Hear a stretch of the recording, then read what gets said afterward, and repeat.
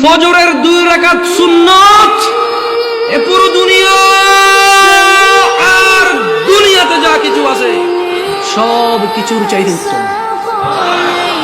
তাহলে যে 2 রাকাত সুন্নত পৃথিবীর চাইতে উত্তম, ওই 2 রাকাতের সুন্নতের পরে যে 2 রাকাত ফরজ রয়েছে, এই ফরজের আল্লাহু আকবার কি দিয়ে মিটাবা?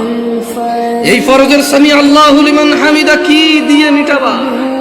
কত টাকার মালিক হয়েছে তুমি নামাজের কাফারা দিবা?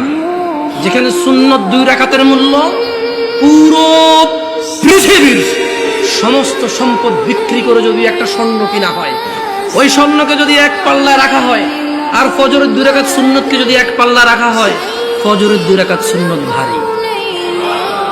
ওই সুন্নত এত ভারী হলে ওই ফজরের নামাজের ফরজ যেটা তুমি ঘুমের মধ্যে কাটিয়ে দাও, ওই 2 রাকাত ফরজের আল্লাহু আকবার, সামি আল্লাহু লিমান হামিদা, আত-তাহিয়াতু সুবহান রাব্বিয়াল আযীম, সুবহান রাব্বিয়াল আলা কি দিয়ে কিনবা তুমি? কি কয় টাকার মালিক হয়েছে যে 2 রাকাত সুন্নতই পুরো পৃথিবীর চাইতে উত্তম?